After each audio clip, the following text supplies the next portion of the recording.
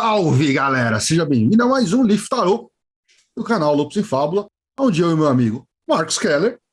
Salve, salve, gente! Tudo bem com vocês? Mais um mês, mais um vídeo, mais coisinhas legais pra gente trocar ideia.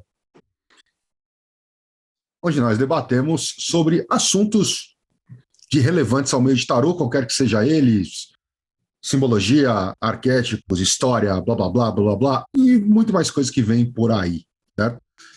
Mas, Keller, antes do cara ver esse vídeo, antes da gente falar o tema desse vídeo, se bem que o cara deve ter visto na thumb, o que ele tem que fazer, cara? Você tem que curtir este vídeo, primeiramente, já vai agora, curte, deixa a gente muito feliz com isso. Nós sabemos quem não está curtindo, a gente está de olho, porque a gente tem acesso aos números. A gente vai lá, trocentos fulanos assistiu, poucos fulanos curtiram, a gente consegue descobrir isso. Então curta o vídeo, se você gostou, quer mandar para alguém que tenha dúvida, alguém que quer entender mais, envia, compartilha esse vídeo com as pessoas, ativa no sininho também para ser avisado sempre que sai material novo. Todo mês, toda semana tem material, todo mês tem material, sempre um assunto novo para você trocar uma ideia, que vai de tarô, tem as questões sobre runas e cosmovisão nórdica, tem coisas sobre xamanismo dentro do contexto urbano, tem de tudo aqui no canal. Tem o podcast, tem vídeo, tem um monte de coisa. Cola com a gente, curta o sininho, compartilha o vídeo e tudo bonitinho. E, pessoal, se lembre, se você gosta do que a gente está fazendo aqui, catarse.me/leafrod. Para continuar com os programas, a gente precisa do apoio dos nossos telespectadores, YouTube espectadores, ouvintes, espectadores, etc. Certo? Então, a partir de R$10 por mês, você vira um apoiador do canal, tem acesso à gravação dos nossos podcasts, ao grupo fechado de apoiadores, aos eventos que a gente faz eventualmente e especificamente no fim do ano, com o Papai Noel de saco cheio, onde todo mundo, onde a maioria dos ouvintes ganha padrinhos, ganha prêmios do Lupus e Fábulas. Nós precisamos da ajuda de vocês para continuar produzindo nosso material e para a gente chegar naquele programa de review de decks que a gente quer fazer, né, Keller? Sim, estamos aí para bater essa meta, cola com a gente para a gente desenvolver mais e mais ainda. E vamos lembrar que sempre tem aula, tem material, tem muita coisa aqui que a gente sempre divulga, praticamente todo mês tem algum material novo, eu mesmo já dei umas 2 ou 3 palestras, o Grola já deu outras também, que são materiais fechados só para apoiadores ou para quem frequenta os nossos cursos, nossos grupos, os nossos materiais, assim, nossos grupos de discussão mesmo. Então cola com a gente, vem fazer parte desse movimento. Certo. É isso aí, pessoal. E hoje nós vamos fazer uma coisa que a gente não fez ainda, desde o começo, que ela estava falando, a gente nunca fez um programa respondendo dúvidas comuns. Principalmente quem está iniciando, ou, como o Keller falou, às vezes pessoas que já estudam, mas que tinham esta dúvida quando começaram. Então a gente fez um catálogo de dúvidas, né, que o pessoal foi mandando para a gente. A gente não sabe apanhadão. A gente não sabe nem se vai conseguir responder todas hoje, isso a gente vai ter que fazer na parte 2. Mas a gente vai fazer perguntas e respostas sobre tarô. E aproveita, se você tiver também alguma dúvida que a gente possa responder no outro episódio, deixa aqui nos comentários, certo? Sim, deixa com a gente. Mesmo dúvida, porque eu sei que muita gente não teve uma educação formal dentro do tarô, sei lá, não fez um curso específico, né? Não teve alguém que fica esquentando a moringa que nem eu e o Grola fica, pensando em base histórica, lendo livro, lendo referências artísticas, lendo um monte de coisa assim, para organizar o conhecimento. Muita gente só foi lendo, só foi caminhando, só foi tirando. Então, às vezes, fica essas lacunas na formação, né? Essas dúvidas antigas, algumas até simples. Então, se você tiver, manda pra gente, deixa a gente te ajudar a responder e a preencher essas lacunas que às vezes ficam na nossa formação. É isso aí. Vamos lá, então. Primeira pergunta aqui, deixa eu pegar a primeira pergunta. Qual é o papel da intuição na tiragem de tarô? Essa é fácil. Porque a intuição, ela é o bagulho que liga esse negócio todo. Só funciona por causa da intuição. Inclusive, se você tiver uma intuição ninja o suficiente, super desenvolvida, às vezes você é o Goku aí da intuição, né? O monstrão da intuição, você nem de carta precisa, você não precisa de nada. Você entende o mundo na base do sentir ali, do perceber.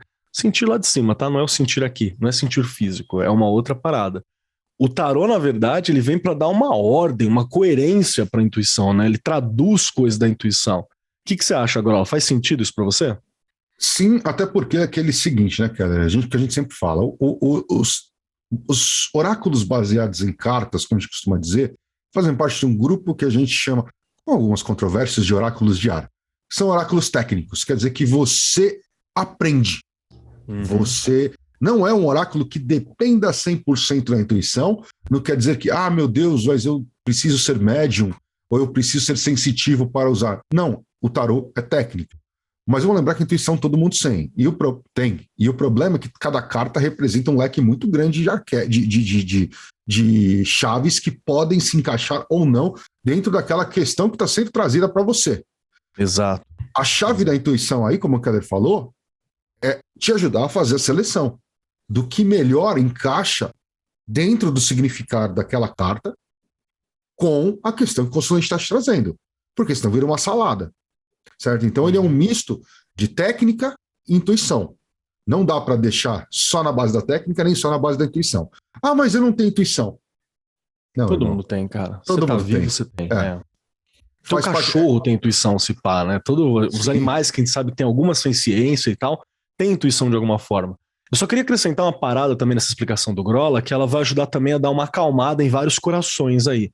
Uma característica muito interessante do tarô real é que se você for pensar ele como esse oráculo de ar, como o Grola tá falando, ele tem uma técnica inteligível, né, que você pode compreender, que você pode desenvolver, que isso é uma característica importante dos conhecimentos de ar.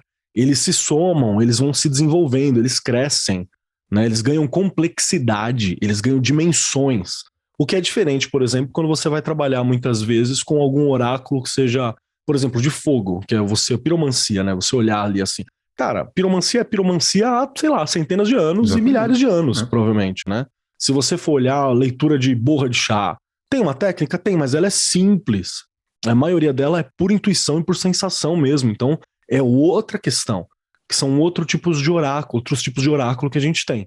Oráculos de terra, eles costumam já estar muito bem fechados. Você consegue estudá-los muito mais, mas eles já têm uma estrutura que é extremamente funcional. O que ganha em complexidade é o que dá essa imortalidade tão grande para o tarô, que ele precisa ser recompreendido, inclusive ao longo do avanço tecnológico que a gente tem, do avanço cultural, é ele ser esse arcano de ar, né? É ele ter essa estrutura que, conforme a gente vai se desenvolvendo como sociedade, ele ganha mais espaço para se desenvolver também. Então é uma reflexão interessante para ficar aí para a galera pensar. Sim. Só lembrando, mais uma vez, pessoal, intuição é uma característica da psique humana. Todo mundo tem. Mais ou menos treinada, todo mundo tem.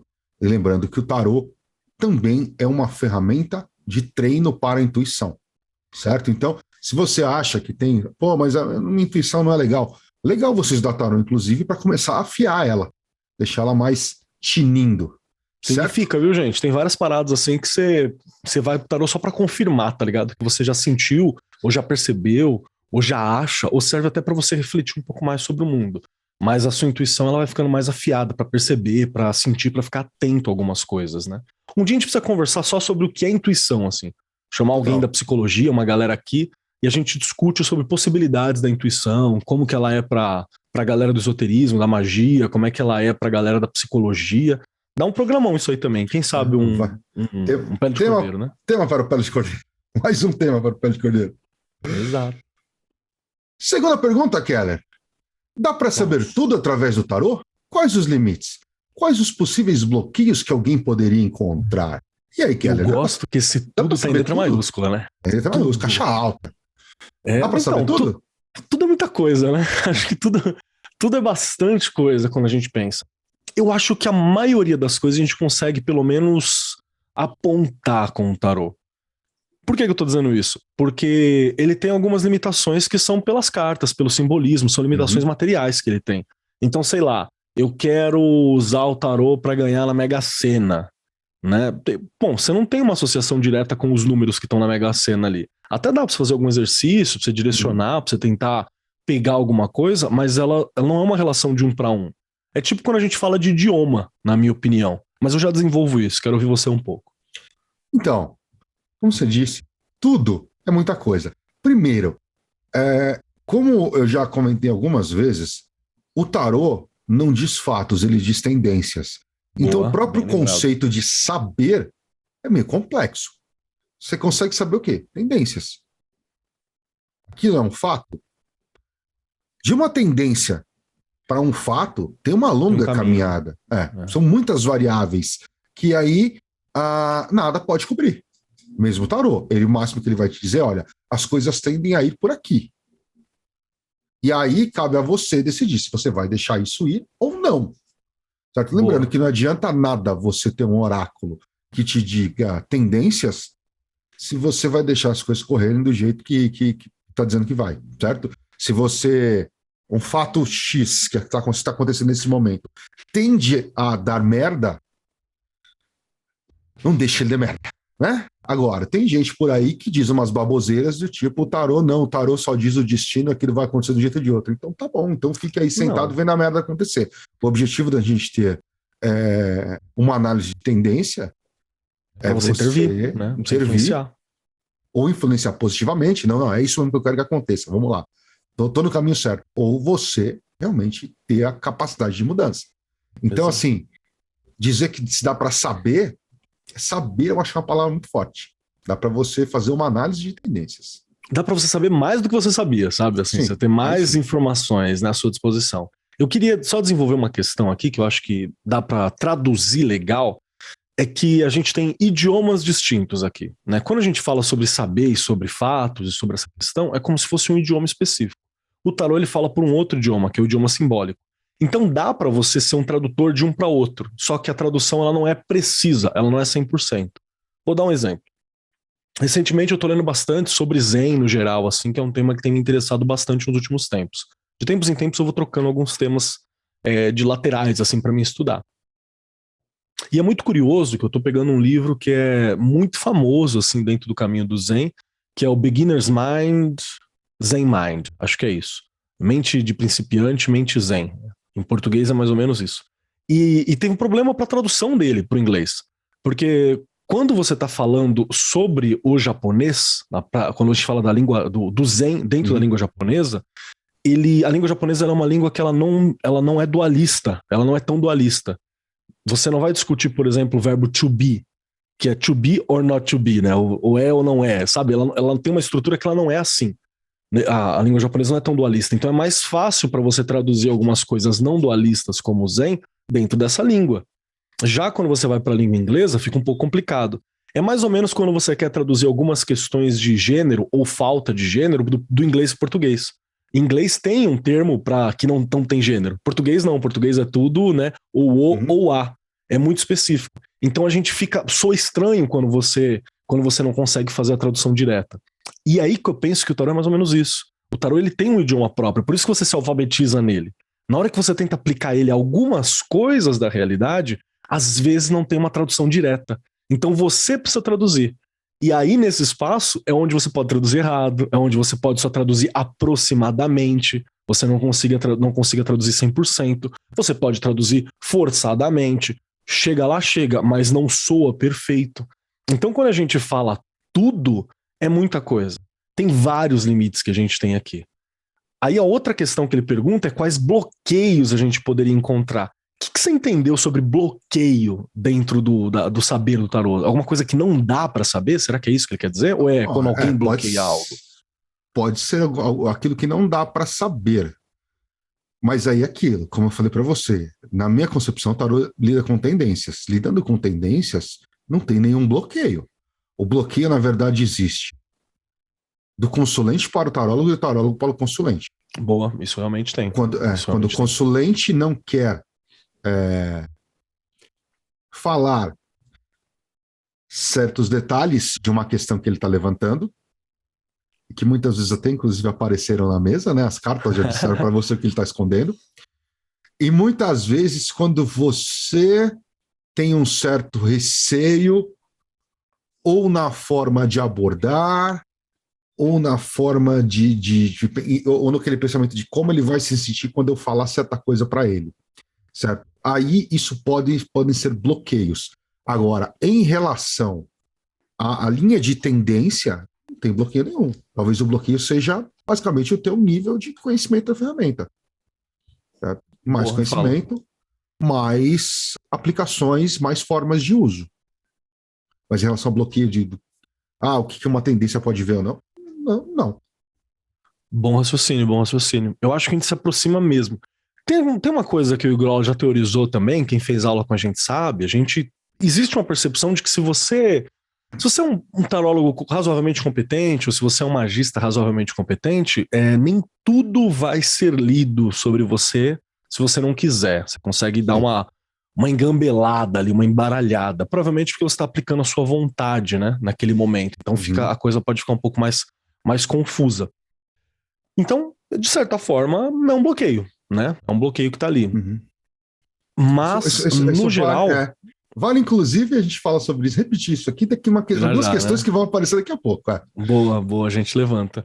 Mas então quer dizer que pode ter coisas que não vão apresentar.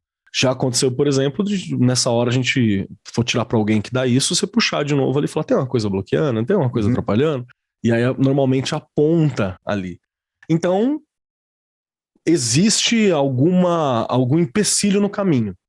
Mas dizer algo que fecha 100%, nunca passei por essa situação, algo assim, ilegível, algo que é ilegível, né? No máximo até fala assim, olha, não está definido, está em disputa, né? A gente consegue ver umas coisas desse jeito. Mas tipo, sei lá, ninguém em casa, não legível, nunca rolou comigo. Também não. Se a pessoa quer ler sobre aquilo... Vai que vai. Enfim. Outra questão aqui. Questão interessante. Baralhos diferentes e com artes diferentes fazem com que o significado da tiragem seja diferente de acordo com o que é mostrado e na intenção do autor do mesmo? Sua opinião, cara? Essa aqui é boa pra gente discordar. Eu vou falar que sim, e você vai falar que não. Então dá pra gente discordar. Mas a gente encontra o meio do caminho, gente. Calma, tem um meio do caminho aqui.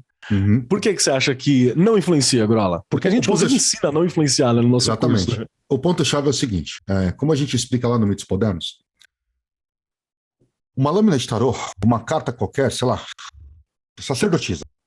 O que ela é? Ela é a sacerdotisa, certo? Não. Ela é um arquétipo, uma construção primitiva do subconsciente, do imaginário humano, que carrega em si uma série de chaves de significado e conceitos complexos que definem aquela imagem como aquilo que você está vendo, aliás, não aquela imagem, mas aquilo que você está vendo como a sacerdotisa. E não precisa necessariamente ser aquele desenho, pode ser aqueles conceitos em qualquer mídia e em qualquer formato, né? Essencialmente, a sacerdotisa é como se fosse uma joia lapidada. Certo? Uma pedra preciosa lapidada. Ela tem, cara, dependendo da qualidade do lapidador, e como a gente está falando de arquétipos, ela deve ter uma infinidade de facetas. Só que ela é uma pedra, ela tem 3 dimensões. Não tem como você visualizar tudo isso, todas essas características que definem ela, de uma única vez. Ela passa por filtros de estereótipos, que são filtros culturais, que permitem que você enxergue algumas facetas. Com mais estudo, você consegue girar um pouquinho essa pedra e enxergar outras facetas. Retornando à primeira questão, a parte da intuição no momento da leitura, indicar para qual dessas facetas você precisa olhar, certo? Então, o que acontece? A gente vê detalhes. O problema é que autores diferentes enxergam facetas diferentes de uma mesma lâmina. Exatamente. E colocam aquilo como, na narrativa, né, na construção do texto, colocam isso como alguns, outros não, né? Mas alguns mais específicos vão colocar aquilo como fato, sendo que a única faceta que este cara consegue enxergar como sendo a única da lâmina, o que não é. Existem mais possibilidades ali, certo? O que acontece? É importante que, para o estudante de tarô, que ele entenda isso. Porque a partir do momento que você entende isto, que você está buscando a sacerdotisa lá dentro desse arquétipo de mestre, de especialista, de pessoa iniciada, pelo lado yin, e parará. De guardar segredo, né? De alguém que controla as coisas. Controla o fluxo de informação. Quando você pega essa carta, que você consiga enxergar esta sacerdotisa, não a que está impressa aqui na carta. A que está impressa aqui na carta, toda a simbologia e o estereótipo que está ilustrado ali estão passando pelo filtro pela peneira, vamos dizer melhor, ou funil, do autor e do ilustrador. Exato. Então, aqui atrás desse funil, tem muito mais informações. Quando você olha dessa maneira, você está tendo, como eu falei, você está olhando só um pedaço do significado daquilo. certo? Então, dá para fazer isso? Dá, mas fica uma limitação. Porque aí você é obrigado a usar o tarô de Marsella como os caras que escreviam do Marsella usavam. O tarô do Totti como o Crowley falava. O tarô do Whitesmith como o Hyder colocou no Pictorial Key. Os tarôs baseados no Book como a Golden Dawn falava. Só que cada uma dessas figuras estava falando sobre algumas facetas dessa carta maior.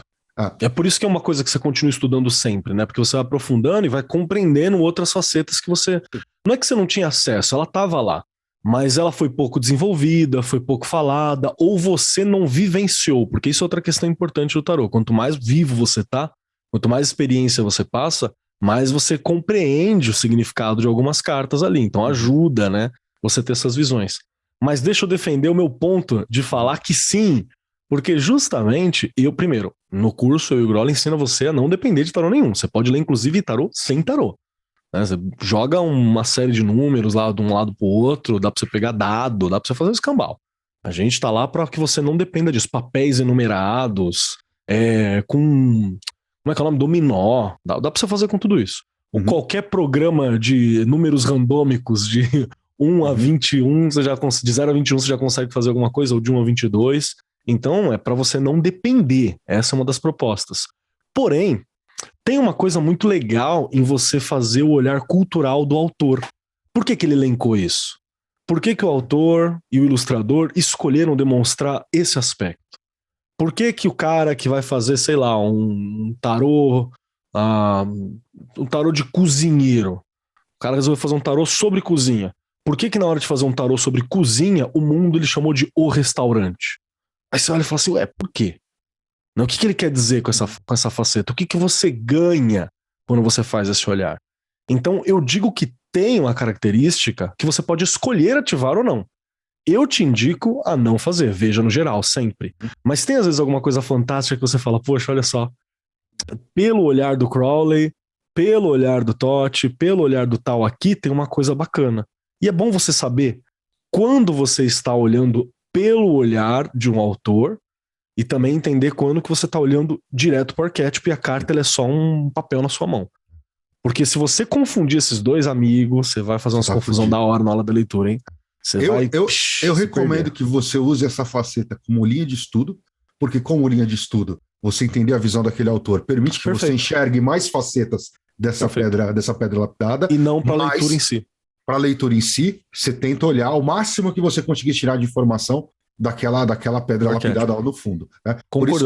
Por isso que, eventualmente, até há muito tempo eu tenho feito isso, eu tenho evitado comprar, por exemplo, da escala Bell, os decks, somente as cartas, em relação aos kits.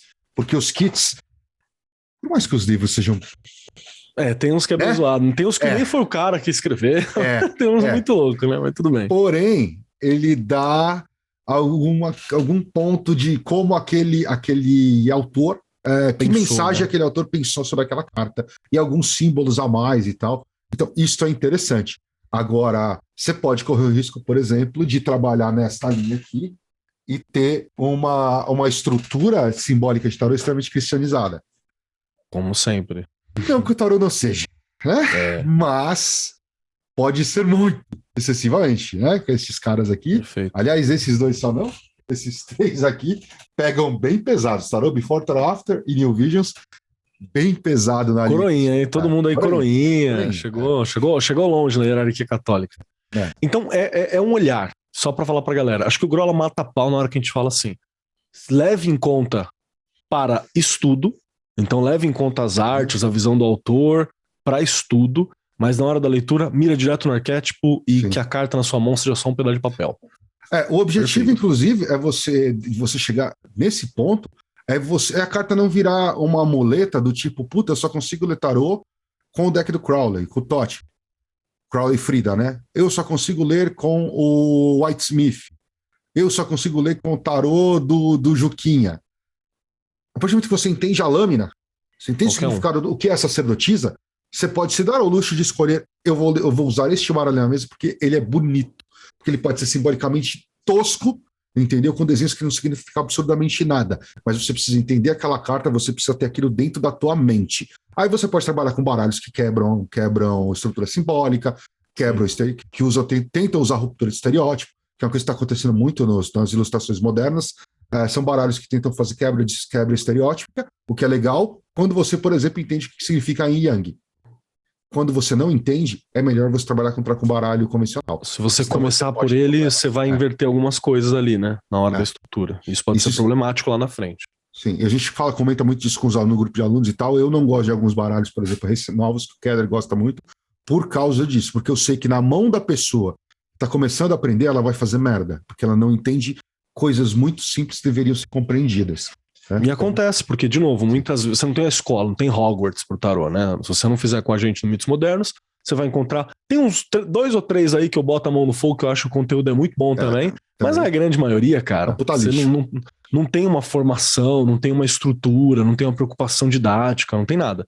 Né? Então você corre o risco de causar problema para você, né? A longo prazo, no sentido de que você confundiu algumas coisas básicas. O outro objetivo também é você trabalhar essa linha fina, né? Porque existe uma linha fina entre você entender o que aquela imagem e aquele arquétipo significa e você falar um monte de merda. Você tem certas pessoas aí pela internet que estão na parte de baixo, só falam merda o tempo inteiro. A internet é isso, né? Outra pergunta, Keller. Como interpretar a sacerdotisa? Acabamos de falar dela. Como interpretar a sacerdotisa em uma situação, uma posição de situação? É uma boa pergunta, Vamos explicar algumas coisas aqui? Uma das questões que está sendo dita é sobre posição. Para quem já fez com a gente o curso, deve ter vídeo aqui falando sobre isso, ou ver se tiver o Grola para ele linkar aqui também, onde a gente tenta explicar um pouco sobre os nomes que a gente utiliza. Né? Então, quando você vai fazer uma leitura, o ato da leitura você chama de fazer uma leitura, ou fazer uma tiragem, aquele momento, né? O famoso abrir cartas, que o pessoal chama também. Ok. Quando a gente usa uma forma para ler, a gente chama de sistema. Eu estou na dúvida ainda se a gente fez esse vídeo de glossário. Se a gente não fez, é só isso a gente aqui. faz depois. A gente faz depois. Onde a gente explica o que é um sistema. Sistema é quando você, sei lá, cruz celta. Isso é um sistema. 3 cartas. Isso é um sistema. Método é como você está organizando as suas cartas. Então a gente tem método americano, método europeu, que é 2 cartas, método americano, que é uma bagunça, só maiores, só menores, que é cartomancia, e posição é o ponto dentro daquele sistema de tiragem que você está utilizando. Então, posição. Uma das posições mais famosas que a gente vai ter é passado, presente, futuro, ou situação, antecedente, tendência. Né? Situação atual, antecedente da situação e tendência. Isso são algumas das estruturas. Como interpretar a sacerdotisa em uma posição de situação, que é como as coisas estão, e a gente tem a carta da sacerdotisa? Na minha opinião, depende da pergunta. Começa por aí, né? Então tem muitos fatores aqui que a gente está colocando. Mas vamos lá, Grola, quer propor uma situação para a gente analisar? Não proponho nem situação, posso pegar uma parada genérica. Vamos lá, então. Eu diria, antes da gente ir para uma situação específica, eu diria, sacerdotisa é uma posição de situação, uma situação velada, porém não tá fora do controle essa situação? Não desordenada, isso aí, não desordenada. É uma situação propositalmente velada. Perfeito. Certo? É uma situação que está conscientemente velada. Existe um motivo, existe uma função, existe uma motivação para aquela situação estar velada. Mas ela está, a princípio, controlada. Agora, se isso é bom ou ruim, aí vamos para a situação. Depende da pergunta, depende de algumas coisas aí. Exatamente. Por exemplo, eu quero saber o que a pessoa recentemente entrou no novo emprego. Eu quero saber o que o meu superior está achando do meu trabalho. Então, a situação velado. É o trabalho. Cai uma sacerdotisa. Você não faz ideia do que o seu supervisor está falando sobre. Não dá para você saber o que ele está achando, porém, é fato. Ele tem uma opinião muito formada sobre a tua situação ou não. Tô para te falar mais. Se você entrou agora, você nem tem como acessar essa informação. Às vezes você não tem, você não tá na sala de reunião, você não tem a linguagem para acessar aquilo, você não tá nem pronto para compreender aquilo.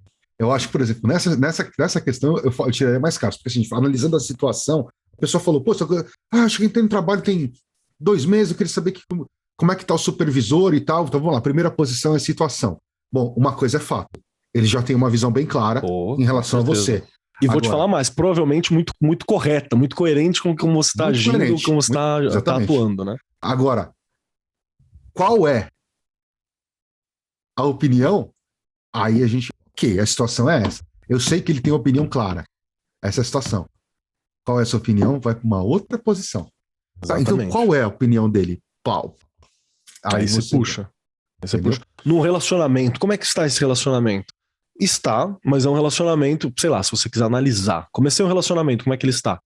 As pessoas estão olhando para esse relacionamento, é um relacionamento onde provavelmente tem um interesse, mas ainda não tem um grau de confiança, você não abre isso, tem uma situação velada ali.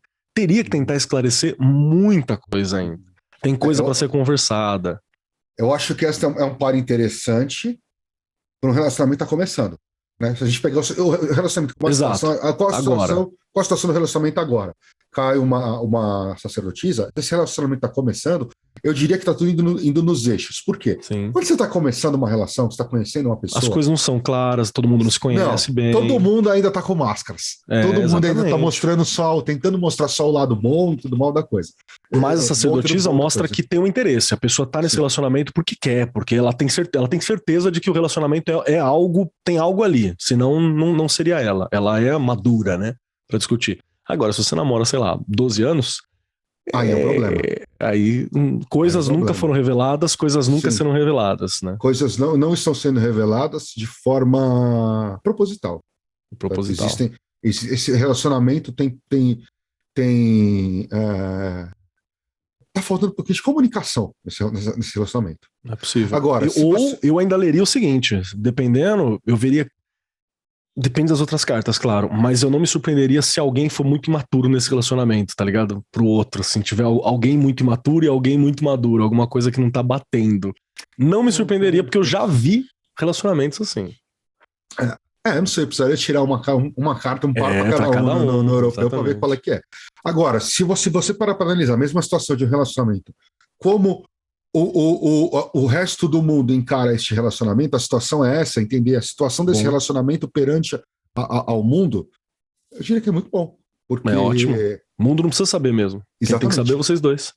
Não é da conta do resto do mundo como essa relação funciona.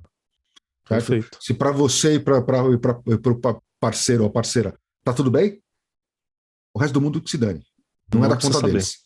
E nunca vão. Esse é o mais legal. Eles não vão saber mesmo. Só vocês dois que estão dentro. Que são os iniciados nesse relacionamento. Agora, aqui uma questão bem interessante. O que vocês acham de leitura por plano de manifestação? Tem base? É invenção? Ok. Polêmico. Vou te falar que eu acho interessante naquele rolê do estudo, lá em cima. Uhum. Mas na hora da leitura, desnecessário. O que você acha, Grola? Porque é o seguinte, o dito fulano que faz essa baboseira é um cara que ele entende que tudo tem 4 níveis de manifestação, porque, embora ele diga que o tarô não tem conexão com nada, quando precisa, para defender os pontos de vista dele, ele usa a cabala, por exemplo, sem falar de onde ele está tirando, certo? Mas ele faz uma análise através dos 4 mundos cabalísticos, certo? Embora ele finja que não faz isso, certo? Então ele vai falar que você tem lá o mundo da intuição, o mundo do sentimento, o mundo mental e o mundo material. Então, isso é uma cabala. Né? São 4 elementos, isso é uma conexão alquímica e cabalística em relação ao tarô. O problema é que, como plano genérico, você consegue trabalhar, não o significado das cartas. O significado das lâminas permanece o mesmo. Você consegue trabalhar isso com leitura. Putz, a pessoa chegou para você, eu quero saber um panorama geral. Eu, particularmente, sou uma pessoa que não gosto, eu gosto que a pessoa traz questões. Mas uma das maneiras de você fazer rapidamente isso, porque a maneira de você fazer isso de forma lenta é trabalhando com a mandala astrológica, que você abre 12 campos, mais uma síntese, só que demora. Quando você precisa de uma leitura rápida, uma maneira simples de você fazer isso é trabalhar com os 4 mundos da cabala, certo? E aí você tira fogo, água, ar e terra, certo? Fogo representando não só a intuição, como espiritualidade e o que seja mais importante, talvez o que seja mais importante é a criatividade, A vontade. É a vontade dessa pessoa. Um plano de como está o emocional dessa pessoa, Só para constar, lá Kabbalah, lá em cima é o Atzilut, né? Esse aí. E agora é o Briah, que é o emocional. O emocional. Aí a gente vai do elemento ar, que é o racional, o pensamento. Como é que está a cabeça no ponto de vista do pensamento? A gente costuma falar razão, mas tem alguns motivos, inclusive, que a gente discute no curso de Arcanos de Corte, porque eu tento evitar falar razão e falo pensamento. Tá? Que a razão é uma forma do pensamento, né? Uma aplicação do pensamento. Aí que tá, não, a razão ela é aquela que julga.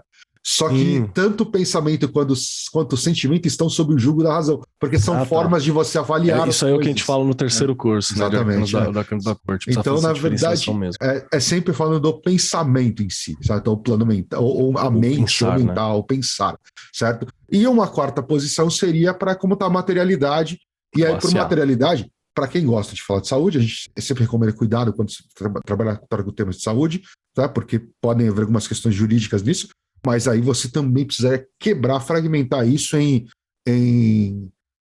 saúde, trabalho, e a gente costuma sempre falar que no tarô, quando você trabalha com família, você tem duas famílias.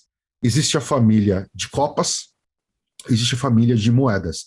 A família de copas é a família pela qual você tem laços emocionais. Tá? Quase como se você tivesse escolhido como família, assim, alguém muito próximo para você emocionalmente falando. Sim, e às vezes próximo emocional, mas não próximo fisicamente. Pode ser, mas pode ser a minha família mesmo, a minha mãe, meu pai, pode. Só que você mora no Rio e os seus pais moram em Manaus, então fisicamente eles não estão próximos. Já a família de moedas é a família a família física, aqueles com quem você convive. Então, às vezes, eu acho interessante diferenciar isso também. Agora, uma lâmina, em qualquer uma dessas situações, ela tem o mesmo significado. Lembra? Lá no começo do vídeo, pedra preciosa, várias e várias faces. Resta você saber, dentro da questão apresentada pelo consulente, para qual face você vai olhar daquela lâmina específica, para entender como encaixa na pergunta. O nosso ponto, quando a gente fala sobre essas questões, e sobre as faces, inclusive, é que na hora que você confunde uma face ou uma possibilidade de significado com o significado real, você está empobrecendo a possibilidade da sua leitura. Sim. Na hora que você se restringe a entender só pelos 4 mundos, porque é assim que funciona, cara, você está negando todas as outras possibilidades de leitura que você está colocando. Isso é limitação, é você confundir a muleta com o caminho, sabe? Não tem nada a ver esse rolê. É legal de um ponto de vista de estudo? Pô, é bom. É bom você falar assim, pô, se eu tirei a sacerdotisa dentro de um plano físico, o que eu quero dizer? Alguém que guarda segredo, alguém que é alguém que vê, que enxerga bem as coisas, legal. Dentro de um plano espiritual, entendido, dentro do plano do emocional, dentro do plano do intelectual. Beleza, é uma forma legal de estudo. Mas sabe quando que você vai usar isso na mesa? Amigão, de leitura.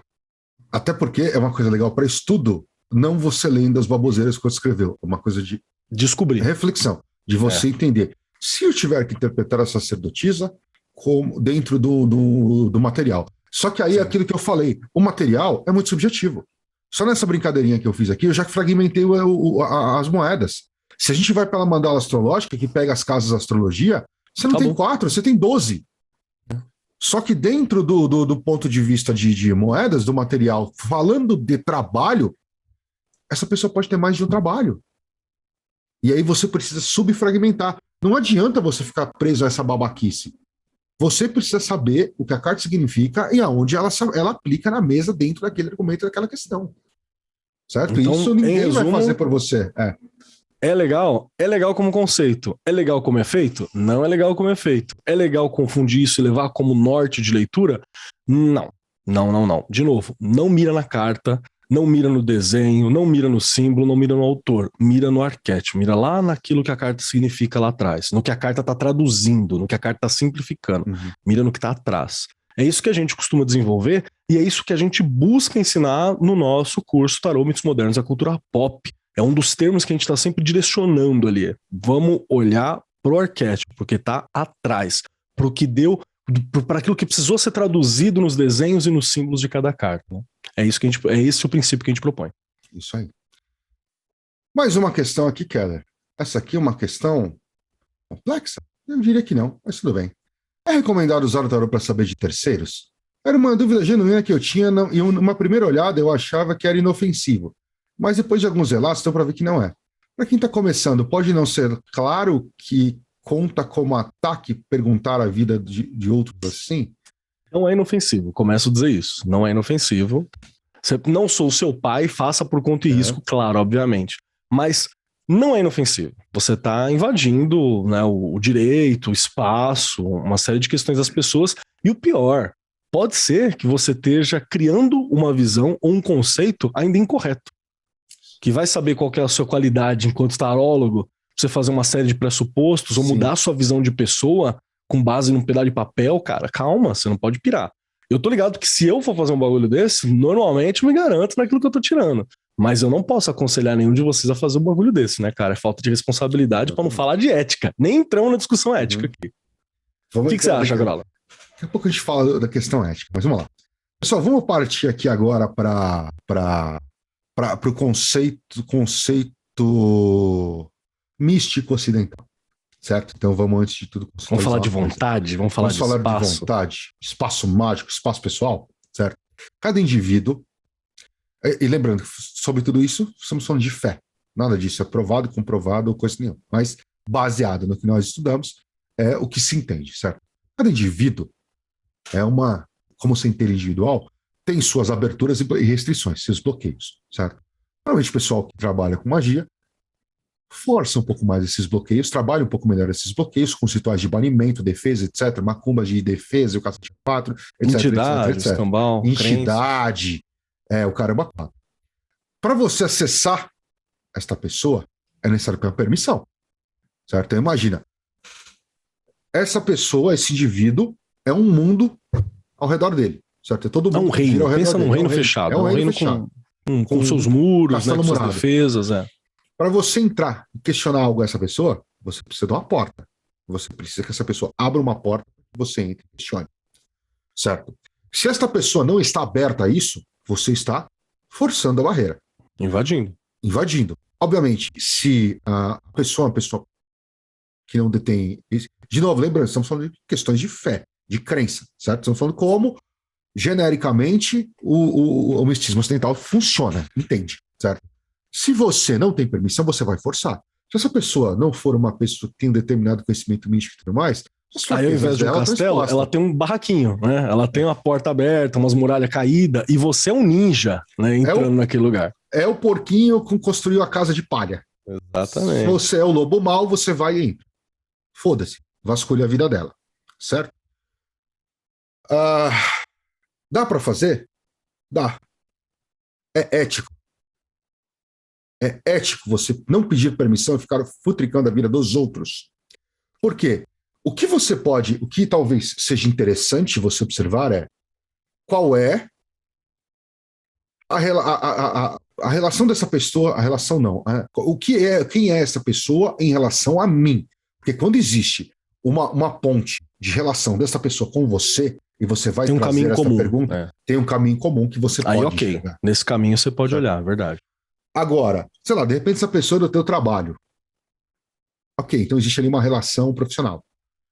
Mas eu quero saber se essa pessoa te afeta de alguma forma, né? Aí beleza, no que é campo comum entre vocês é ok, porque é campo comum entre vocês, né? Mas eu quero saber da mãe dessa pessoa. Mano, o que isso tem a ver com a tua vida?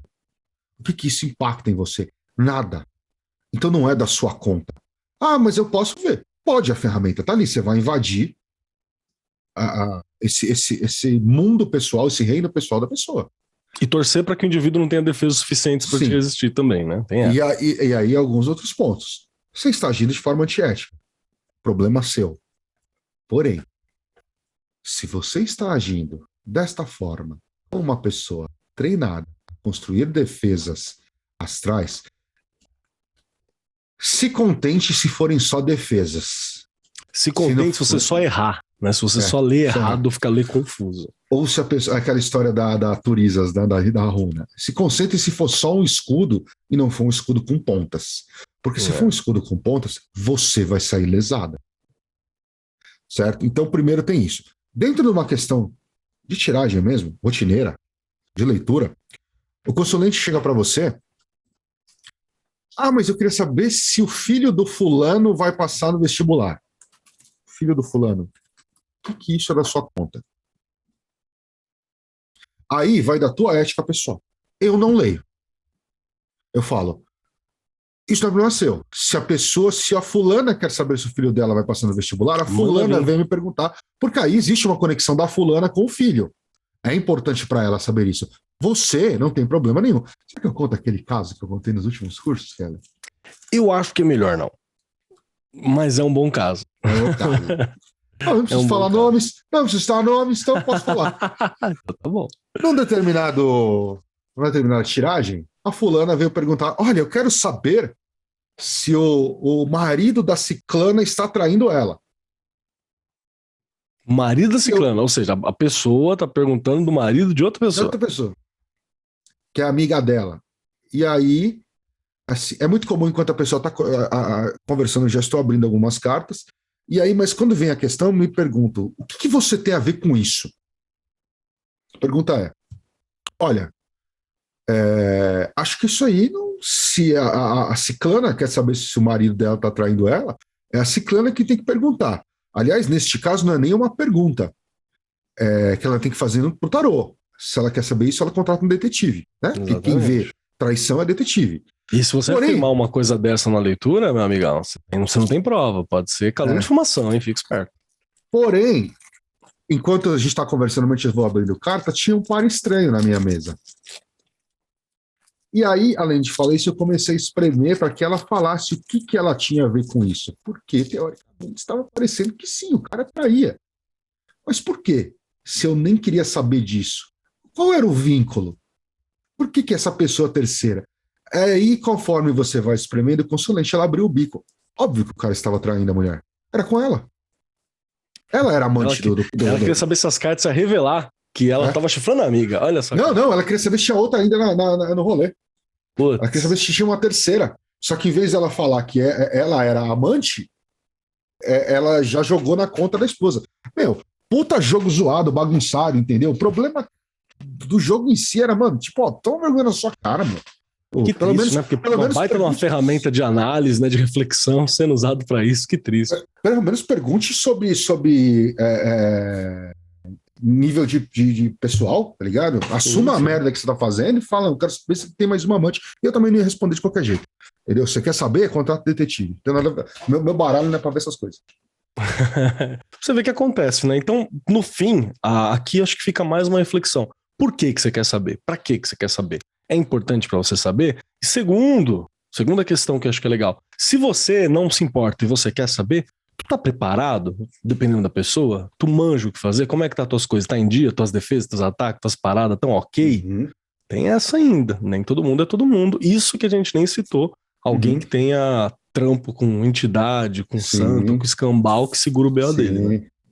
Alguém que consegue, aí através da intuição mais aguçada, saber... acho que tem alguém tentando encher o meu saco, é melhor eu devolver um ataque.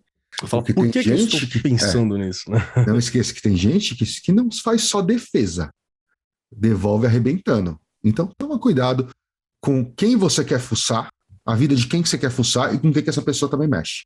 Né? Fora isso, no mínimo, fazer isso é antiético. Exatamente. Mas, de novo, não sou seu pai. Ninguém aqui é. Certo? Faz o que você quiser. Como aquela versão que eu tenho sobre aquela célebre frase do Crowley, faça o que tu queres, só não enche o saco. Você quer fazer merda, faça, o problema é seu. Com isso, com essa pergunta, com a energia lá em cima, a gente encerra o nosso bate-papo de hoje, trazendo dúvidas.